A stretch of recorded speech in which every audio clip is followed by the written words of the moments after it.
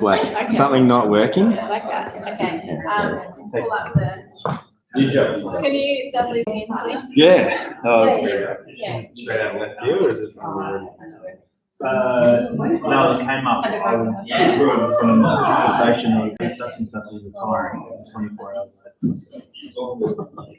So a company called Kramer Electronics is based in they've got a big Australian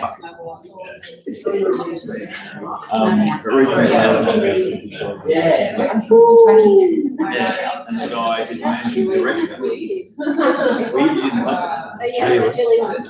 You gotta get a chili one has to be a situation. My eyesight is not even as good as the ISO of the camera. How did you manage it? Tiny little leg, bro. It's like, this is brighter than it's artificially bright. Oh, I got a new job. Yeah. So you're just gonna take 2 weeks.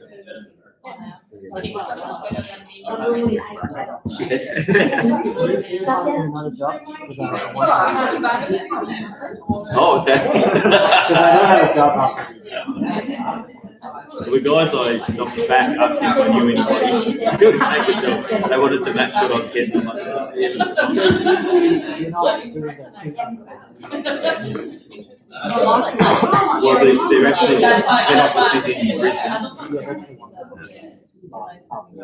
Oh yeah, well these are I'm not doing that anymore. So I finished up on Wednesday. They didn't extend the Hey, but guess what I did today? 10 KC, 11 Kangaroo,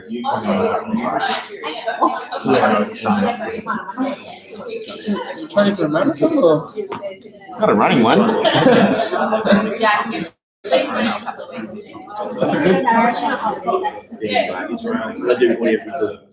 I didn't beat old mates. 2 hours. That can't run quicker than I ski, row, and bike. Basically, so I looked up the managing director. Yeah, work out. Definitely worth the bell. What's the bell? What's the? Shut up, team. Alex is talking. Can you grab me a whiteboard, please? Yes. How are we, gang? Good. Everyone pull up all right after last Friday for a start? Yeah. And show of hands, how many people did Tuesday's session? Awesome. Nice. I've already spoken to you, Lauren. Did anyone else have any problems with Tuesday?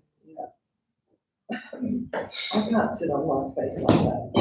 Yeah. I put my yoga bolster underneath. Yeah, so that's fine. So if you have trouble with that position, kneeling with your butt right down on your heels, you can either chop something between your butt and your heels, or you can just do it in standing because we're sort of focusing on the feet. Yeah. You can take the knees out of the equation. Cool. Any other issues? Awesome. Sorry about the technological challenges with Tuesday. We've got there. Welcome to the knee. Week 2. All right. So, what's in a knee? Does anyone know? Meniscus. Meniscus, yeah. No. Rice crackers. No rice crackers. Patella? Patella, yes. I got a lot of cracking in mine. So Cracking, yes. No rice crackers. Mine has a lot of popping.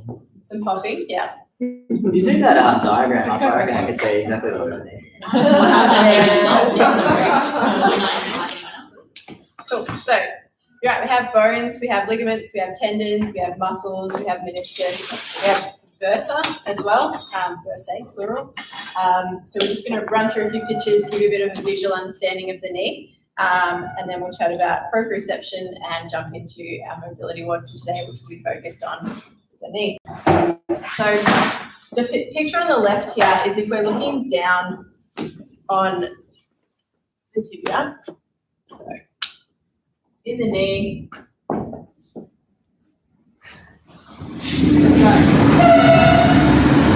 which is the thigh bone. We've got tibia, which is your main shin bone. If we're drawing a right leg here, we'd also have the fibula, but it's not actually part of the main knee joint there, but something to be aware of. Fibula. And then sitting over the front here, we have the patella. So the knee is actually a couple of different joints. We've got the joint between the femur and the tibia, and then we have the joint between the patella and the femur. So it sits in a little groove on the front there, and its job is to distribute force. It's kind of a bit like a pulley to make the running of our quads over the front of the knee nice and smooth, so that we can get good force through there. If we're looking down on the tibia, so we take off the top half here, this is what we've got. We've got the meniscus, which is kind of like a wedge shape to take in force, absorb force, so like a little cushion. And they're held onto the tibia with a whole bunch of ligaments. And if you're a footballer or a netballer in particular, you may have heard people talk about tearing an MCL, so medial collateral ligament, or an LCL, lateral collateral ligament, the ligaments on the side, which keep your knee nice and steady. Or you might have heard of people tearing ACLs or PCLs. So your ACL here, it starts at the anterior part of the tibia, so the front, and it runs to the back of the femur. So if we were to look side on, here it is here, running from the front of the tibia to the back of the femur. So when you bend your knee, and we talked about in the video on Tuesday, how we don't just bend it, it bends and rolls. When you're doing that, the ACL stops you from falling off the front. We also have the PCL, which runs opposite. So this has been flipped, which makes it kind of deceiving almost to look at. But if you were to go into the knee, the ACL and the PCL would cross each other like so. And so while your ACL stops you going too far forwards, your PCL is going to stop you from falling off backwards if your knee is straight, say when you're hyperextended, for example, and that is one of the ways that you can tear your PCL. Lots and lots of ligaments. You don't need to know the specifics of them, but just know that they're there to provide passive support to the bones and hold everything together so that you've got a rough track to work with your muscles and your active tissues. Purple on this diagram is just a hint of bursa. So bursa is kind of like a blister. It forms to stop damage to underlying structures from friction. So if you're wearing shoes that are maybe not worn in yet, you're going to develop a blister to protect the skin underneath that. The bursa is there to make sure the tendons run smoothly over the bone and don't wear away the bone. You've got lots of tendons, and here you can see, again, looking down on the top of the tibia, how one side is a little bit different to the other side. So the knee is not just straightforward hinging. We've got hinging and rolling, but because one of these sides is bigger than the other, so the medial side, the one on the inside, bigger than the other, you'll actually also get a certain degree of rotation as you're bending the knee, because the medial side of the femur will roll a little bit further than the lateral side. So we've also got rotation to consider at the knee, as well as flexion extension. Any questions there before we continue? Dudley? When you say rotation of the knee, do you mean rotation of the shin bone or rotation of the femur bone? Depends where, if you're grounded or not. So if you're grounded and your tibia is nice and stable, then likely it's going to be your femur rotating on the tibia. If you're not grounded through the foot, or you haven't got great stability through the ankle, but you've got great stability through the hip, then this is going to stay still and the tibia is going to rotate under the femur. So it depends what activity you're doing. Any other questions? All right. Then we'll zoom in on the muscles that support the knee. So at the back, these are your hamstrings. If we were to take off the top layer, you'd be left with the other layer underneath there. So you've got 4 hamstrings. They attach from the back of your pelvis down past the knee onto the tibia, so the back of the shin bone there. And one of them attaches to the fibula. So even though the fibula is not actually articulating in this joint, it's still really important for the muscles that do support the knee and move the knee. At the front here, we've got your quads. There are lots of different layers of the quads. Quad meaning 4. You've got a deep one in the middle, one on each side, superficial one on top through the middle, and then you've got little ones that run across as well.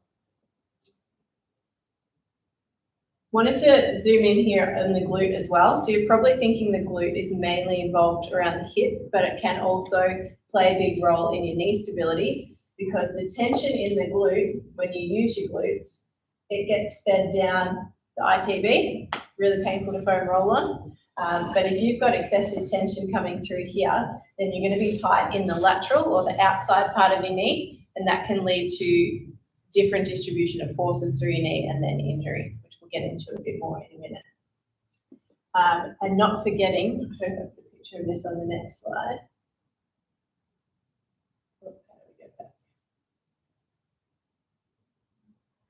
Uh-oh. Sorry, user error. Grab the keyboard, not use.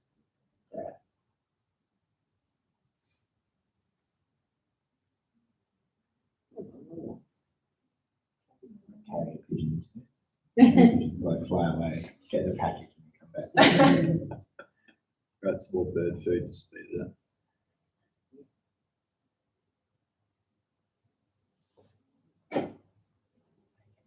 I didn't put it in, but between the quads and the hamstrings, there's not just the bone in the middle, there's also your adductors, which are often neglected in rehab and in anatomy lessons, but they're really, really important. So your adductors bring your leg in towards your midline, but they also form a lot of muscle bulk, which we will see on the next slide in the cross section.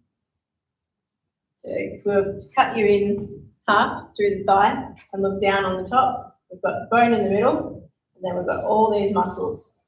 And you might think when you look at someone, oh yeah, big quads, that's awesome. The quads are only a small part of it. They're just here. This big one here is your adductor magnus, magnus being grand poobah. So a lot of muscle bulk in the adductors that go into supporting the knee, and their tendons come down on the medial or the inside of the knee. So if you have feelings of instability through the inside of your knee, training your adductors, very likely to help a huge amount. And you can see not much bulk here through the hamstrings, but they're very important. Oh yeah, front on, there you go, adductor magnus. So if you were to take off the quads at the front and the hamstrings at the back, that's just one of 4 adductor muscles that you would see in through there. All right. Now we touched briefly on, before we move on from anatomy, has anyone got any questions? Yep, excellent stuff. Does the soleus play a part in the knee since it crosses the knee? Soleus doesn't actually cross the knee joint. Gastrocnemius does. So if we're looking at the back of the tibia, the soleus will finish about here, whereas the heads of the gastroc will actually cross over Same the knee. Gastrocs will definitely support the knee from the behind as well. Yep, you can see them coming up. This is a side-on picture of the knee. You can see the hamstrings coming down over the back of the knee and the gastrocs coming up. They across cross the top. over. Yeah, they cross over, so to interlace and provide support through the back of the knee. So, for example, if someone's hurt their PCL and it's not as strong as it could be, or not doing the job of preventing that posterior translation, they're coming backwards of the thigh, then your calf muscles, your gastrocs and your hamstrings will then become the predominant supports for the back of your knee.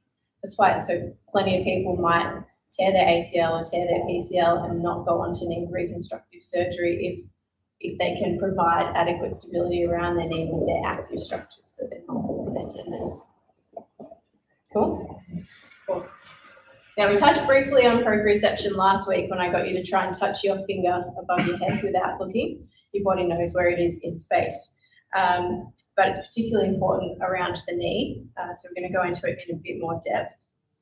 Proprioception is our ability to know what movements or position our bodies are making in real time.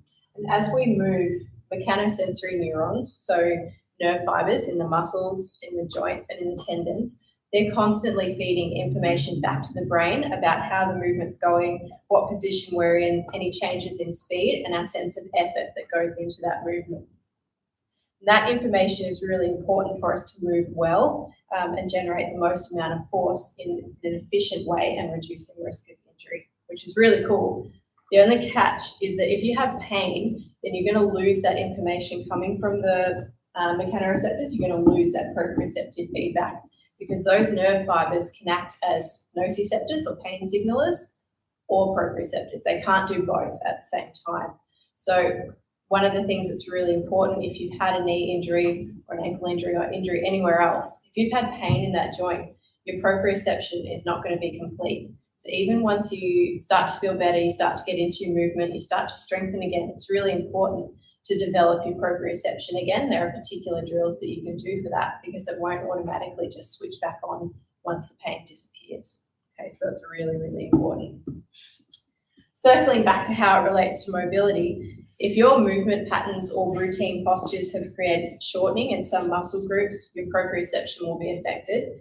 Because the sensors are detecting muscle shortening on the joint and feeding that information back to your brain about what your muscle is capable of doing. And that may mean that the brain then chooses a movement pattern for you that compensates and loads other structures, potentially leading to injury. Or it'll choose a good pattern, but it won't let you move as far as you normally would, even if the muscle is actually capable. Does that make sense? So there's less risk of injury there, but also less force and less strength training adaptations, which is not ideal for training. All right, so mobility training can give you direct control over the signals that your brain receives. By slowing down and being conscious in your movement, you can teach the brain new information about how far you can move. So you can override that signal if you're moving consciously, and that will then help you to pick the best movement program when you're not moving with full consciousness in compound movement.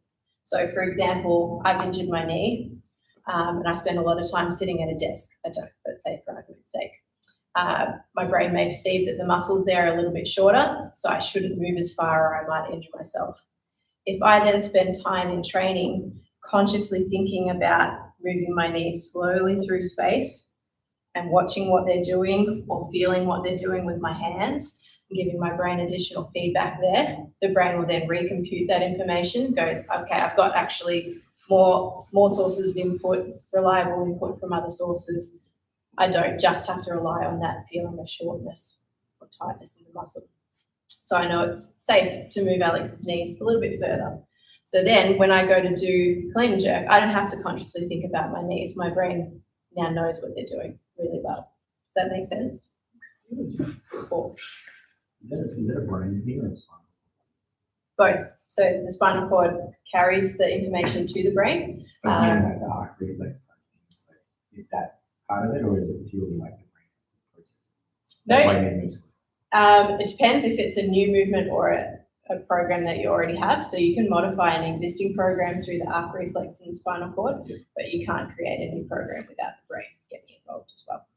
Alex, so how, say, to tie into the day-to-day people that trains in it, would say, I can't do X, Y, Z movement. Mm-hmm. So part of it would relates to their bad program.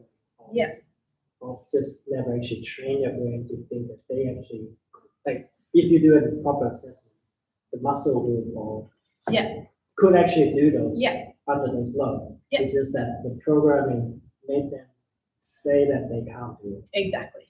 Okay. It's a protective mechanism. And would the program make you feel pain, even if It can do. it's mechanical pain? Can Pain do. is pain. Particularly if you've had pain in that area before, the brain can be more sensitive to input into that area. So then if you get input that's movement or pressure or anything like that, that can then be interpreted as pain. Any other questions? Really good one, Ryan. So while we're training our brains and our bodies to work better together, I want to show you one of the most common position faults that results in knee pain and therefore reduced proprioception, less movement, and then less force production. So, has anyone seen someone squat like this before? It's not cool. All right. What? Actually, Wendy, you can help me out here. So Have a next stand up. time if I say Happy to can't come do on camera. something, so Ray can say, Just change your programming. Yeah, change your program. That's right. What's that leading saying? Take shoes off. Either you can or you can't. Exactly. You're both correct either way. Nice shoes, Wendy. Maybe come on this side. Okay. Wendy, I'd like you to find the bony point on the front of your hip there. Maybe tuck your shirt into your pants. Cool. I don't know if my camera is like a stop motion. It's all right, the green's showing up. I can see That's it on all. the screen. And we're gonna take you into God's. Special effects. Green screen, yeah. It has a green screen. It can green screen things. We can turn Wendy's dots any color we want. Okay. Everyone can see the 4 dots I've got on Wendy here? All right, so the point of looking at this is that if you go, Wendy, to do a squat, and you do it with nice neutral ankles, because we learned to do that in the last week or two, so just roll your ankles in and out a few times and then settle into a nice neutral position. Yep, beautiful. And then you go into a squat. Awesome, and stand up. Cool. So your knees tracked really nicely over the front of your toes there. All looks really good. Okay, we've got a fairly straight line between there, and that's falling in the middle of these 2 dots. Really nice alignment there. If you then collapse the arches of your feet, roll your feet in like that, because you've got, in this example, you've got weak feet, you haven't trained them, and your ankles, you haven't trained them either. All right. Now you try and do a squat. Knees come together. Yeah? Yep. Now, we haven't actually changed anything structurally in your body just then. We've just changed the position of your feet, okay? So by setting up strong foundations in your feet, like we've practiced over the last 2 sessions, we can control what happens at the knee.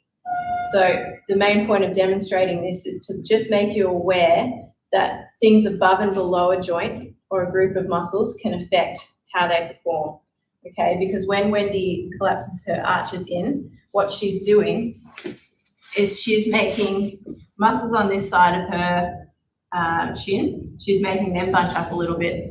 So if we think back to the diagram where we had the muscle fibers, they're already bunched together, they can't contract a whole lot further to produce force. Likewise on this side, they've become lengthened to wrap around the sole of her foot and then all the way up the leg.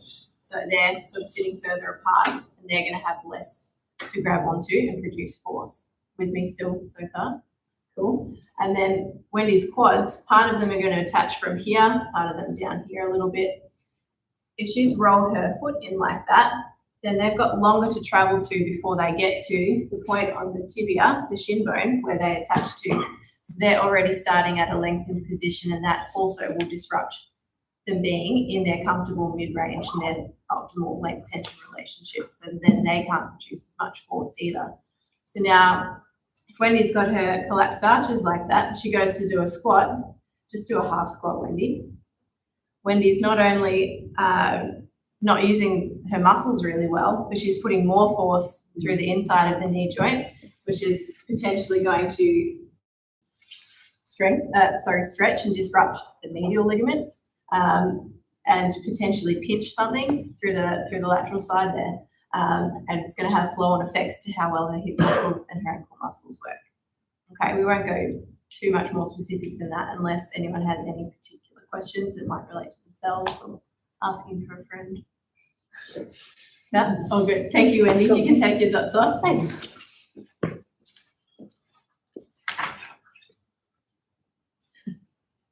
All right. So, as we just saw there, 90% of the battle with the knee is just getting it nicely lined up so that all the supporting structures can do their jobs properly. If the knee is rotated or if it's adducted or abducted, so adducted or adducted, sitting in flexion or hyperextension, you'll get problems like shortened hamstrings, quads and hamstrings not working well together, in which case you're more likely to hyperextend when you go to step out. In the case of rotation, if you start your movement and you're already rotated, you've already got tension on your ACL and your PCL, so it's going to take less force for them to tear or get disrupted there. So basically, if you're not sitting in your nice alignment, using your muscles well, then you're at higher risk of injury before you even start to make a movement, and your movement is not going to be as good or as strong. The key takeaway, if you remember none of the specifics, is that the ankle and hip are really, really important for looking after our knees. So if you've had recurrent knee problems, it would be a really great idea to suss out what's happening above and below. And now, on to today's WOD. All right, so for a start, I'll get everyone sitting on their butt with their legs out long in front of them. We're just going to check if you can actually fully extend your knee.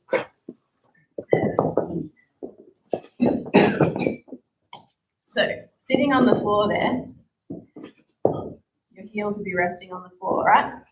If you then try and squeeze your knee down into the floor, you should get some ground clearance between your heel and the floor. And should be able to do that on both. That kind of clearance. You don't even have one. Relax. Do it. Go again. A little bit, not very much. It's good, Ryan. Okay, again. Just a I little just bit. don't have my knee, doesn't go all the way down this one yet. Yeah, that's okay. That's really good, Dudley. Good. Can't see your feet, Jared. Sorry, That's okay. a little bit. Little bit. Okay, No, no. So- go again. All right. So Jared, Paul, and Lauren with your left. No, that's fine. Kind of soft on his Oh, not far there, Ray. Go again. Big heels, big heels. And you as well. All right. You four that I've just picked out, come over near the side of the rig. Everyone else is just going to need a box or a bench to prop their legs up on. So I'll get to the banded group in a sec. Everyone who's still here in the middle, find a box or somewhere to prop yourself up on. And I want you to then just practice straightening the knee fully, pushing down a little bit just above the knee. Trying to get your knee fully straight, hold for a second or two, and then come off 8 or 10 times. All right. Is it okay? Sorry?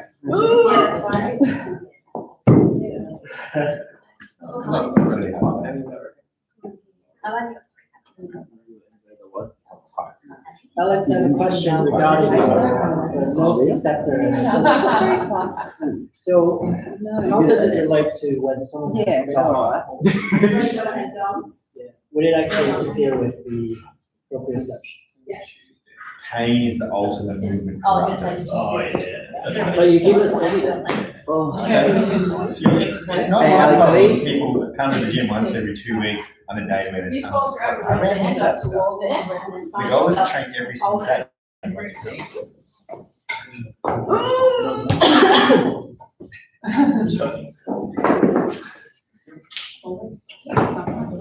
Guys in the middle, when you've done 8 or 10 each side twice through, you can come and take a seat and just relax. Do you flex the toes to straighten? Is it? Not worried about what your toes are doing. We're just straightening through the knee joint, so if they're relaxed, it's fine. If they're flexed, it would be easier, but not super Do necessary. you use the hand to push? Yeah, use the hand to push down on your thigh just above the knee. We get 10 degrees. To give you a bit more space in the knee I don't think it is. joint. Probably Maybe is. that area. We're Can gonna hear add the some pop. distraction. So I want you to wrap the band. Why don't they crack them? around your foot.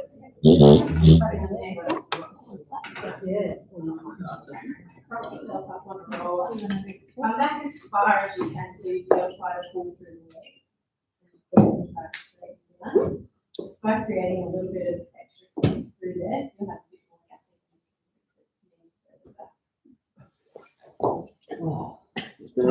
It fixed me up.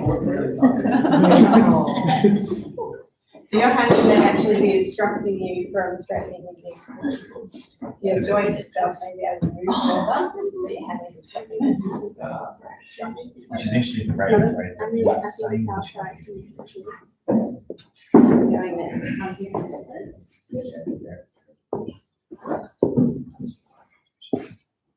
Beautiful. Yeah. 3 out of 4. But Ray's the exception. She's great.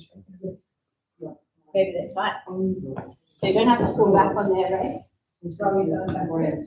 And then you're getting it straight forward. Yeah, like that. Your two Plus. Yeah. The next one is just. These are other things, yeah.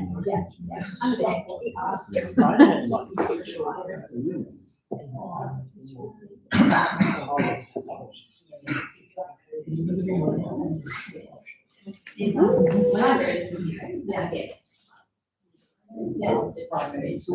Pushing down hither and top of What's the yellow? What are you doing when she has that? doing safety alarm.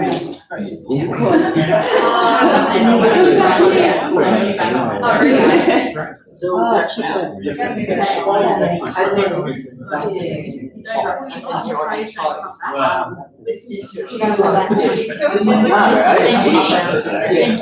My Magnus.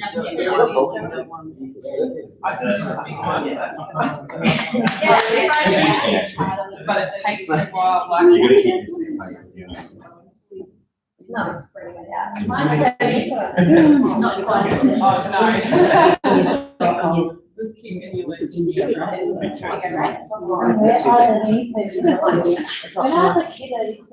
I'm trying not. Oh, yeah, you just sit on it, sit and go right. Yeah, yeah, just a distraction, also I remember one time. Can you do that one? Didn't know what to do with our whole kids. It was weird, it was the weirdest thing. She's like, yeah, she's just like, I don't know what to do. So just like,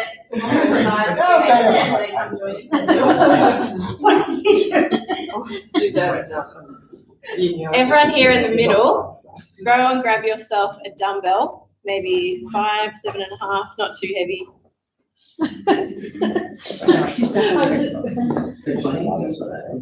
Toes, I reckon toe socks are superior to regular socks. I wouldn't say toe shoes are superior. I'd agree with that. Simply because you can, like, in society, that your toes can just get caught on so many things. Oh, yeah. Kind of dangerous. In society, toes can't get caught. Whoa, Quote man. of the day, that's deep. Let's say you stub your toe, right? But you've got a shoe, like a shoe on, a closed toe shoe. Stub your toe with a toe There shoe. you go, that's what, we haven't changed it, muscular strength wise, it's just mobility really. Yeah. But toe socks are. She's a wizard, guys. I used to get called Hermione at school. All right, you guys have just joined us. Go and grab a dumbbell for yourself.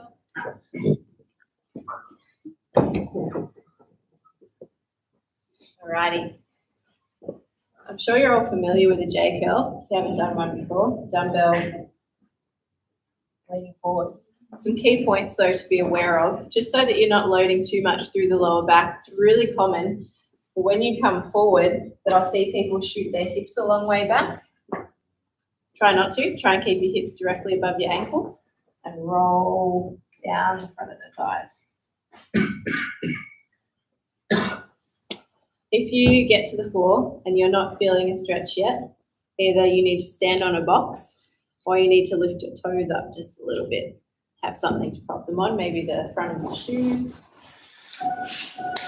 Can help you there. Squeeze both. Keep your quads turned on. Makes it easier.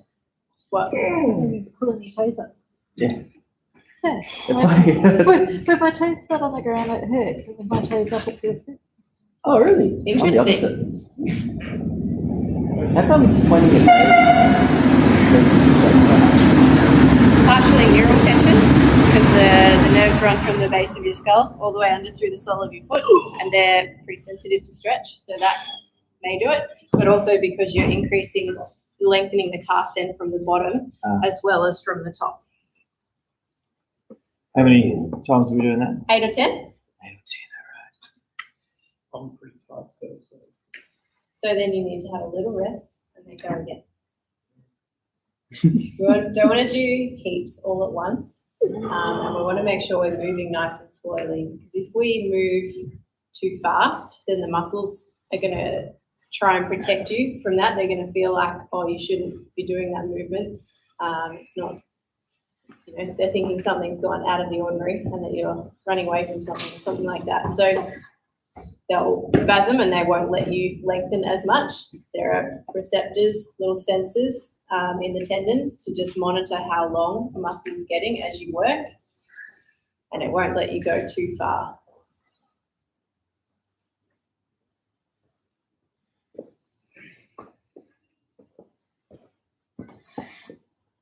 Pretty good form there.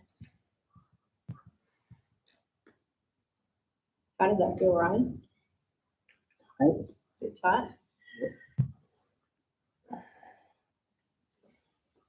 Try elevating your toes instead of your heels. See how it compares. Thanks for the Owen shoes.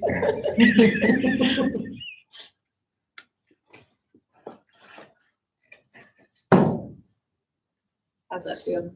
All right.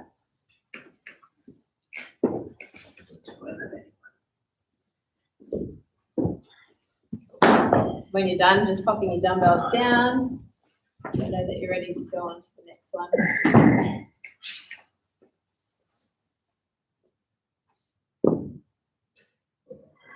We'll just wait for Dudley. It's all good. All good. All right. So we're going to do a modified version of a Cossack squat next, and I'm going to call them Spider-Man sideways lunges. So see how you go with this, Lauren. You may want to prop your hands on a bench or a box, but we're going to keep your toes pointing straight ahead and come from one to the other, trying to lengthen through the adductors here. Hands on the ground. Hands on the ground, yep. How wide? Fairly wide. Wide, definitely wider than your shoulders. Yep, that's it. Both Soles of feet your feet straight. stay on the Yeah, ground? soles of your feet both stay on flat on the floor. Yeah. So kind of imagine that your feet are on skis. They're in bindings. They're not lifting up any part of the sole of your foot. Just turn your toes in a little bit, Ray. That's it. Your toes have to be straight. Yeah, pointing straight ahead. Yeah.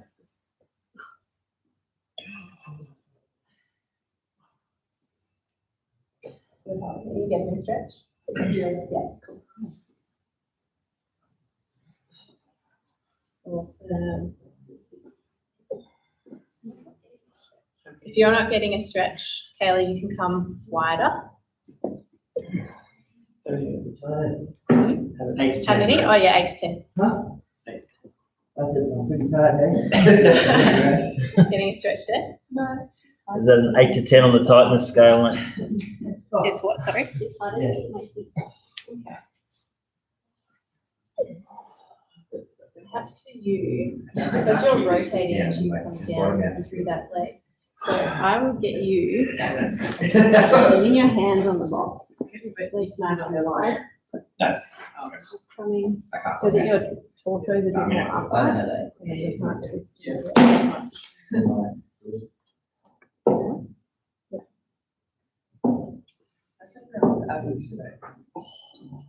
Heavy a little bit better. That's really. And then. Coming down, just make sure The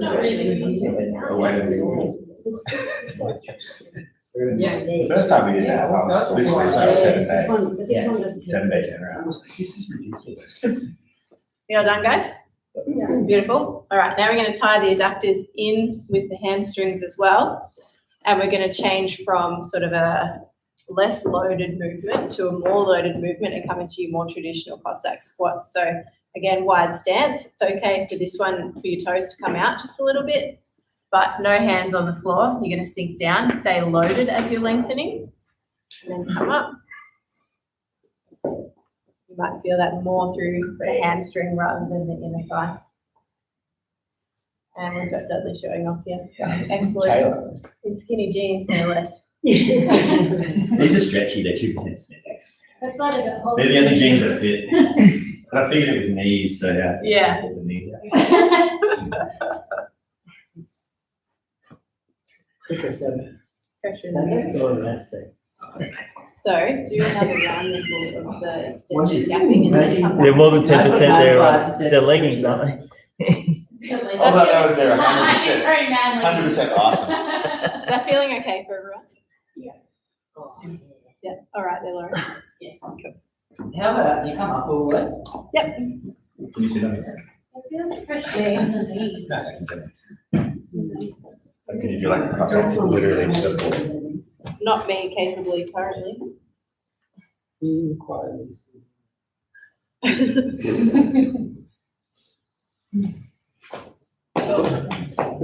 on. What's up with that? No, that's okay. We're just experimenting with something in Whoopsie. Good. All right, shake it out. Have a little rest.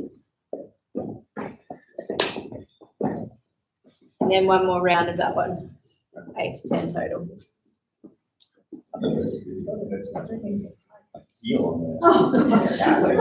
Okay, so you may be pushing down too hard through your heel and not taking enough load through your bent leg. So this foot should just be resting on the floor. You shouldn't be pushing down through it super hard. You want Yeah, now try that again. Alex? Hang on 2 seconds. How's that? Better? Yeah. Cool. What's the recommendation for doing this one? Do we have to do it daily? Yeah, if you find that this helps your knees, yeah, I would do it most days. Yeah. Or particularly I'd do it just before you do a workout that's quite leg dominant, unless you have pain every day. If you have pain every day, do it every day. Yeah. Because you, I remember the first workshop said mobility is Short-lived. you can get the results very fast. Yeah. But if you don't use it, you lose it. Yeah, And yeah. then the next time you need it, you have to do it all. Yeah, exactly. So if your problem with your knees is during daily life, activities of daily life, then you definitely need to do it at the start of every day. Whereas if you find that your knees only restrict you during workouts, say doing squats or whatever, do it before you do squats. I have a follow-up question. So compared to say, Dudley, very flexible. Is that mobility that he has, or like how does he actually maintain that for every day? Continuing to use it. Death Continuing to use those positions under load. Death yoga. Death yoga. Death yoga. Death yoga. Death yoga. Sounds Jiu-jitsu, okay, yeah. Because Dudley's using his full range in a loaded situation on a regular basis, he's going to maintain it. Someone who's flexible, typically just like naturally flexible, say like Luca, for example, through the shoulders, they're going to just maintain that regardless because they have that because of a particular type of collagen they have in their connective tissue. Double jointed, yeah. They don't actually have an extra joint, but they have properties within their connective tissue that lends them more to flexibility. And that's great for some things, not so great for others. So like if you're particularly elastic and flexible, then you're going to bend more before you break and you won't get wrinkles and that kind of thing. It's really cool. Yeah. Can I ask a question? Yeah. If you're super flexible, is your risk of dislocations higher? Yes, absolutely. So how do you become a flexible, let's say mobile, undislocated person? Strength.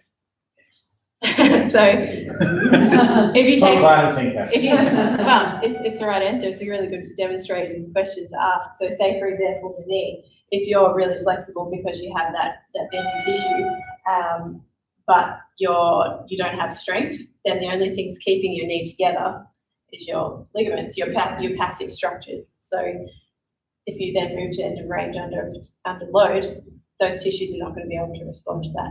If you're strong in your muscles as well, then you can move to that end range and the muscles are going to stop you. That makes sense?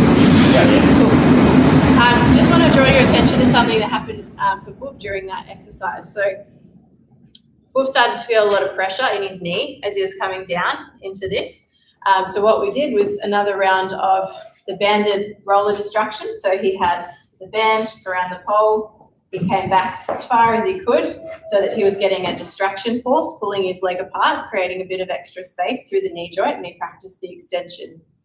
So he was experiencing here a flexion dysfunction We treated him with an extension mobilization, and then he found it more comfortable, less pressure coming into the knee.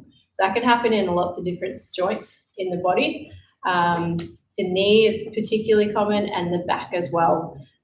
So a lot of times we'll end up, and we'll get to this in the core module, we'll end up with an extension dysfunction because we're sitting too long in flexion. So we can then treat that with repeated movements. Make sense? Well, Definitely felt a lot better. Yeah. Yeah. Excellent. And that's something you can do during a WOD if you need to. Say you're doing 10 by 10 back squats from last month. Okay? Might be hard to do it in between sets. If you were trying to do it in between, say it was every 3 minutes instead of every 1 minute, you could do a round of that in between sets if you needed to. Although I would argue if you're having that sort of pressure in your knee, it's probably worth missing a set to fix the rest of the sets. If that makes sense. You're going to get better adaptation. Change it and fix it later. Yeah, exactly. All right. Next ones, we're moving into sort of a more sustained postures. So we're going to work through the mobility of the quads through the front of the knees in a saddle pose. So some of you will need variations of this from point of view of kneeling, that kind of thing. But we're going to start kneeling with the toes tucked underneath you. And then you're going to lean back as far as you can comfortably and just hang out there for a couple of minutes. I said a couple of minutes, not 11. 11 minutes for you, Doug. You can try for 11 minutes. So knees together, like they actually curl apart. It's going to depend on your tightness through the ITB, which we're going to get to next. If you've got really tight through the ITBs and not super strong through the adductors, or tightness through here is greater than your strength through here, then your knees are going to come apart a little bit. For the purposes of this, not worried about that. Yep, Can you cool. split your knees? Yeah, you can split your knees a little bit if it's comfortable. Okay. All right, so. Let's come off of there. No, I want to sit up a little bit. Just push me down. Set the end, coach, I'm ready.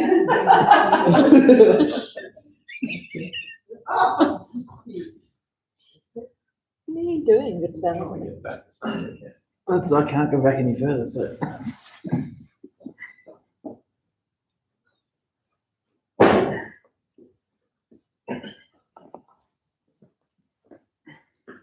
Am I sitting up straight? Let's try this.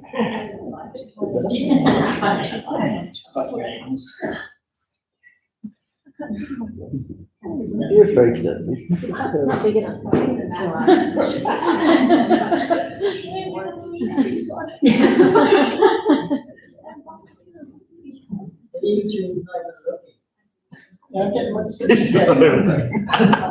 Quick flick in the dick. What the hell? Is that really? Lovely. It's back in the floor. Yeah, one back around the line. I'm pretty sure.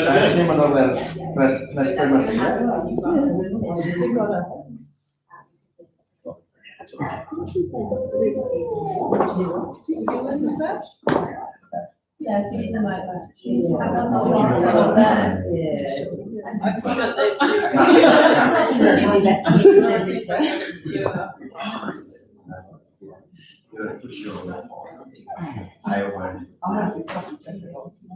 Yeah. You look far too comfortable, Owen. Doing that. It's just the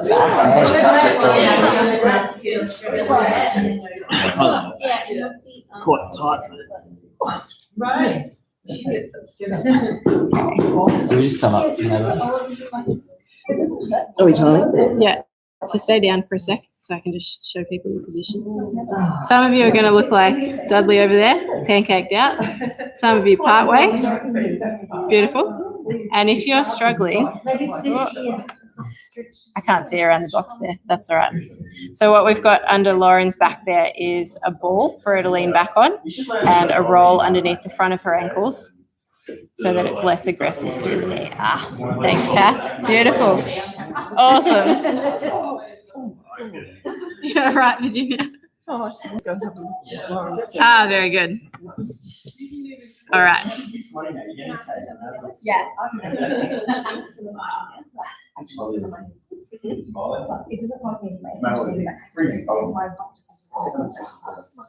Yeah, okay. So Or vice we versa. need more gapping through the front. This one's smaller. So something that might help. Good one. It's my way for the shower routine. Underneath here, and you squeeze it as hard as you can. Yeah, that's such a roll. Run through. No, you don't wanna roll. Yeah, I mean, I that can. that one. Just a lean done one. Yeah, so probably like that. Creation plus space, right? Yeah. You want to see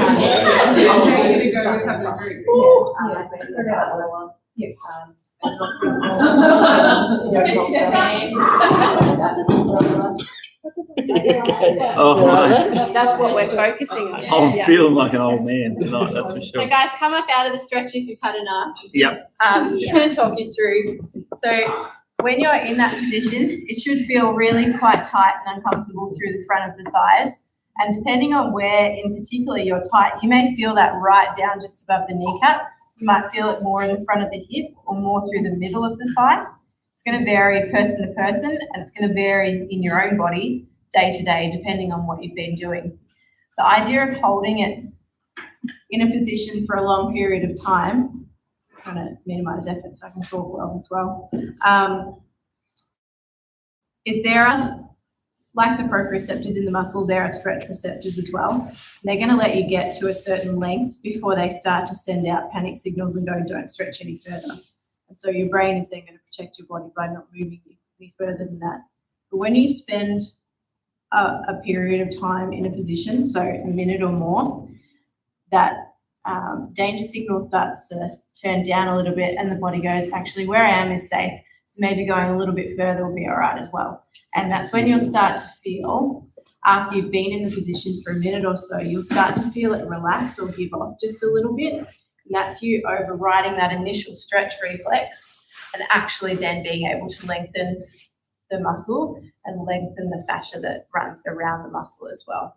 So if you're just stretching, say you're just stretching 30 seconds, whatever, you're not going to override that stretch reflex and you're not going to get into the deeper tissues and allow them to lengthen as well, because that stretch reflex is going to stop you from going to your full end range. Does that make sense? Cool. All right. Similar principle behind the next one, but less uncomfortable. So you're going to lie down on your back, 1 foot on top of the opposite knee, and then you're going to then shift your hips to the side where your foot is on the ground, keeping the knee away from you. Where you should feel it through the outer thigh and through the ITB there. That's nice. So good, but keep your knee up. You're very flexy. And that's a stretch on your right leg, right? Yeah. Come back up to the middle here, Kath. Because you've brought your foot across your body further there, bring this out a little bit more. Is it normal to be cramping? Yeah, perfect. Is that normal walk? Cramping. So you might need to work on that. If it's uncomfortable, just come up. Pop on the That's a worse than just a plain no. Right here. I started at 9 o'clock class for you, books, so you can get any Only if you stretches need in. to. Whoops, stretches a lot better. That's why I do this stuff.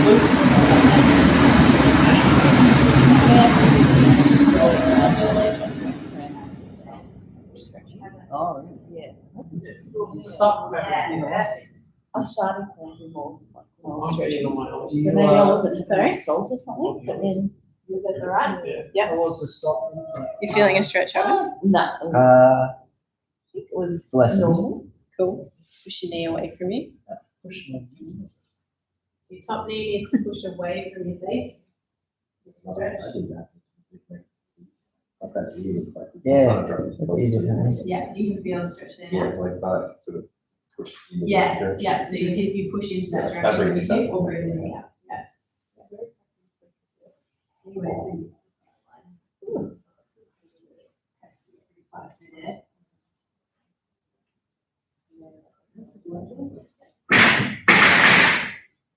Have that there, right? Yeah. Yep. Weird. Weird. It'll be at least a minute. In fact, you can feel it when you feel it. Nice. All right, guys, slowly come out of it. Just before we go and compress the other side, just lie with your legs out straight. Say 30 seconds or so, just to rebound. Alex? Yep. In that one and in the last one, I felt quite a bit of pain in the lower back, not so much as stretching.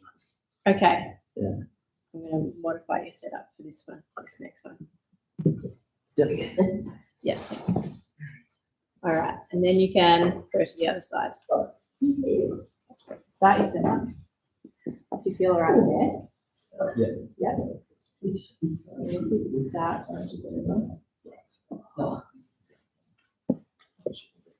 Take through the back, yep. So that way as well. Yeah.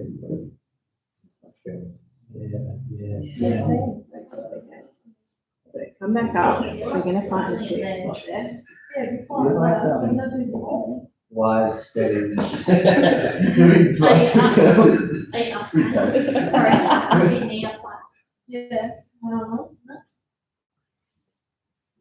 Yeah. The guardian deity across it. Yeah, cool. That's where we're wanting it. And if you're back feeling okay. Yeah, well, yeah, that's okay.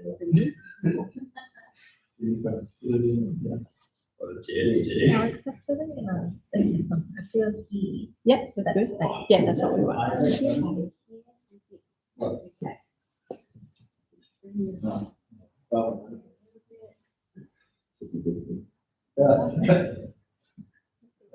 Feel anything?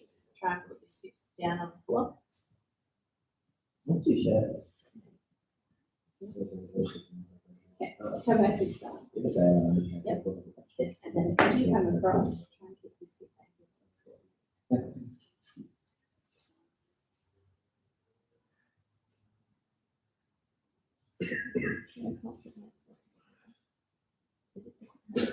Okay. What do you might like to do? Stretch this leg out.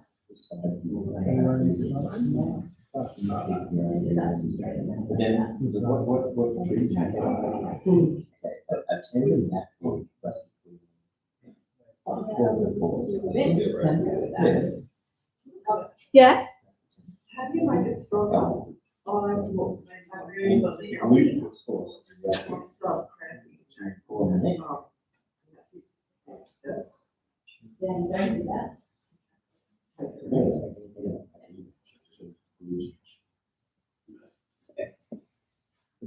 Just show you guys a couple of variations. So if you have back pain and you can't get all the way over, oh, the camera's reversed. That's weird. Pop a block or a bolster under your knee so that you're reducing the range, and then making sure that your top knee is coming away from your face so that you then feel it through the hip, not in the back. Or if you're super flexy and you're struggling to get a stretch, tossing one leg over the other and then straightening it out.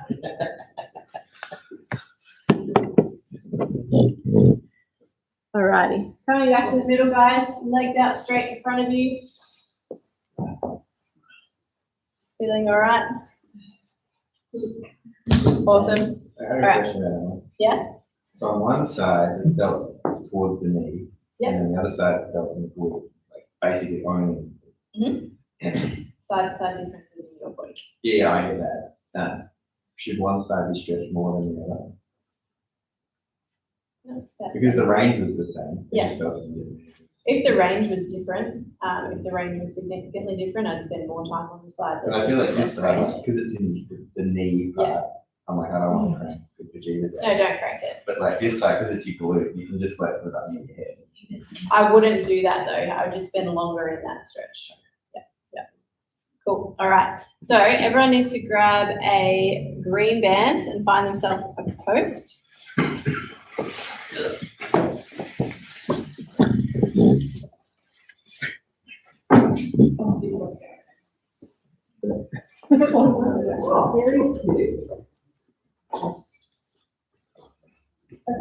Green band or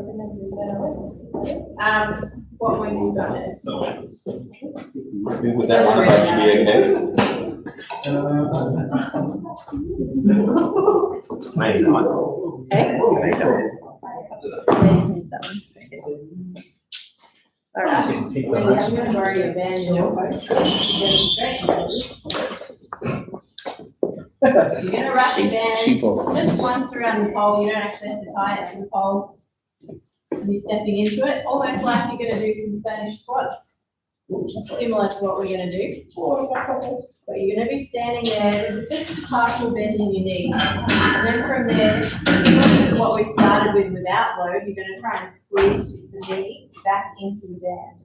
So the knee should be right around the back of the knee joint. You're going to squeeze your legs straight and then let them bend a little bit. Squeeze them straight and let them bend a little bit. Cool.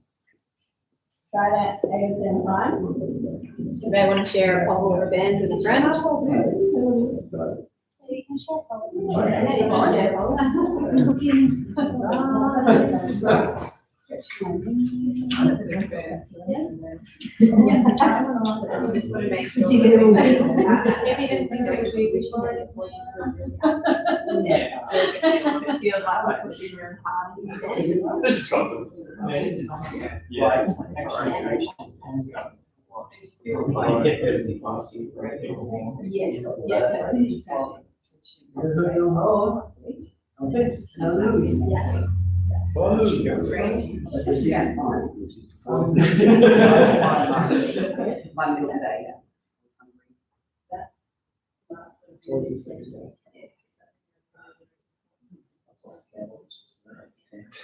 Yeah.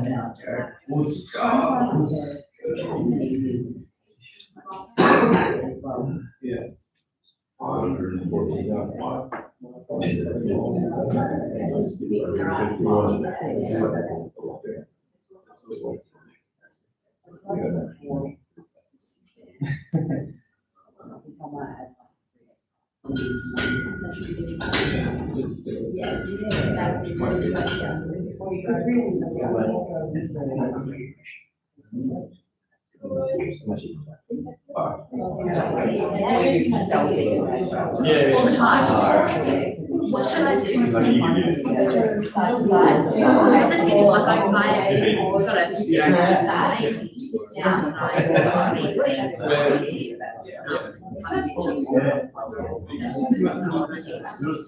Not just that. I think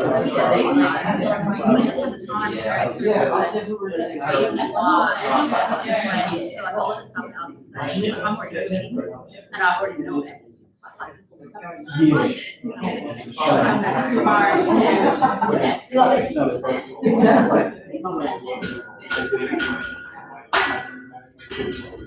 Bed press. No.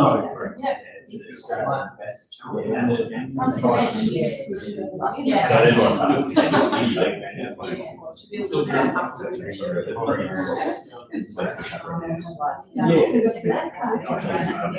the other day, it's my first chop up the bass.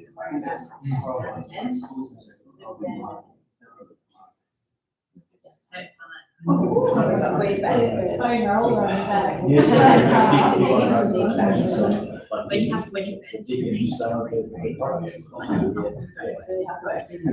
yeah, he's making it away. It does not. Sometimes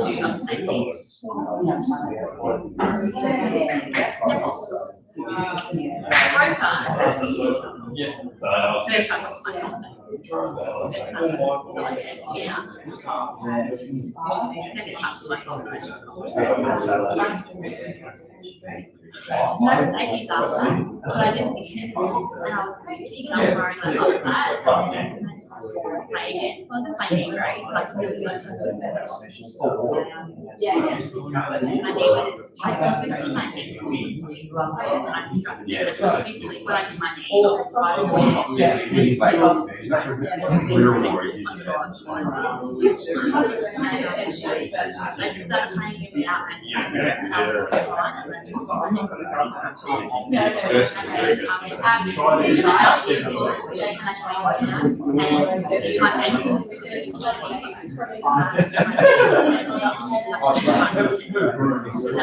Yeah, we so I'm on the.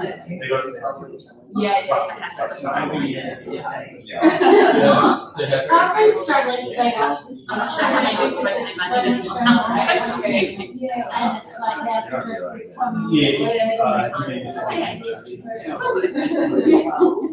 Technology refresh in general. It's less accountability. Some universities, let's say, budgets try to keep it one, because most manufacturers don't in It's still like, How are we going over this side? Can you tell me how much extension?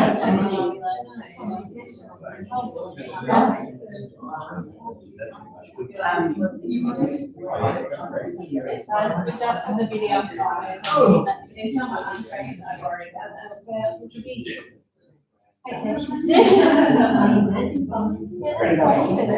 Doing more rest. Ryan, you're pause when you get distracted. Every switch I did, I feel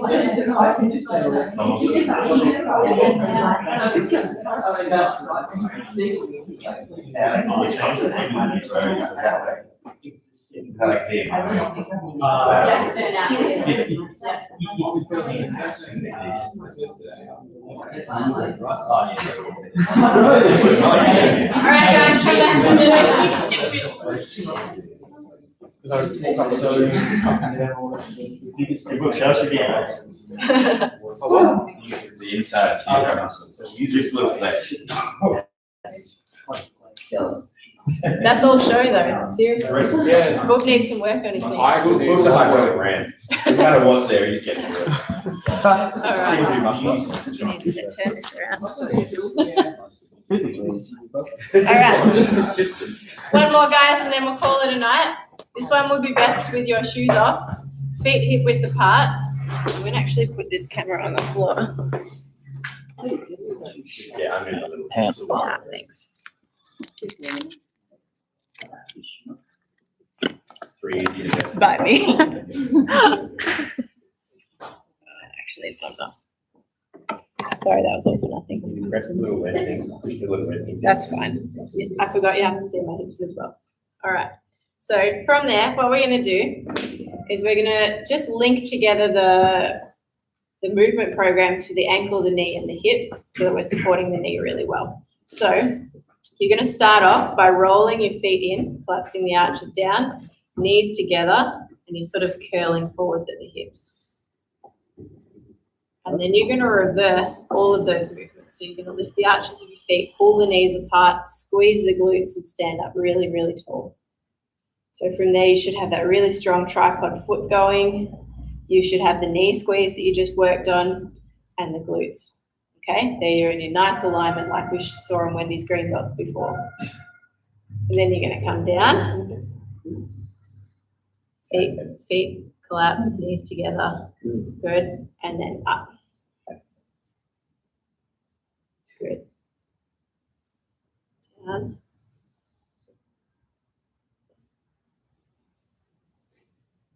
Up. Good, we call it. It's like their back just trails over there. Yeah, it's meant to. They feel like a dog doing shit. This is like old lady, superwoman. Or I need to use the toilet. If you need to use the toilet, you should actually curl your toes. Hot tip. To stop you or make you go. Just- If you need to use the toilet, you should use it. Yeah, keep going. As long as it stops in, doesn't automatically So you make should- it. Yeah. You should start to feel that working through the glutes, through the outer legs, and through the arches of the feet. How's that feeling, Ryan? Bit funny in the knee? Might need some work. Teagues, make sure you don't come up on the outer blades of your feet. So you still want the balls of your feet in contact. It's like you're on your skis again, feet glued to the floor. Good. Beautiful.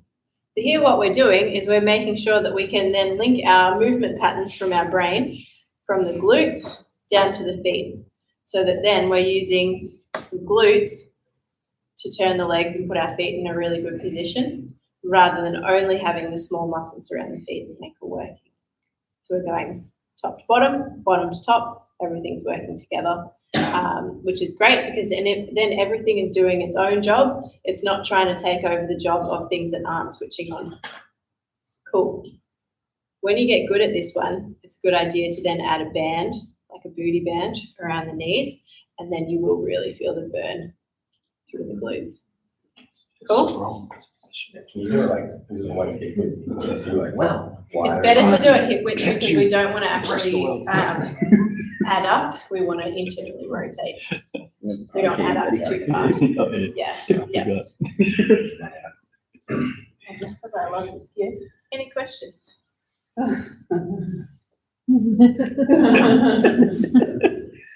Moves and clicks.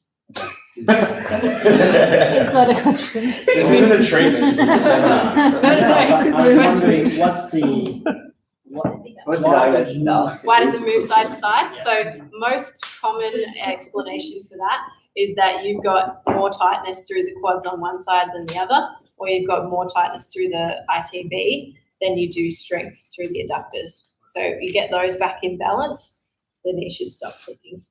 So maybe some foam rolling is good for you through the thigh and through the outer thing, and then try that again and see if there's still that clicking. Other questions? Very anatomy question. Yeah.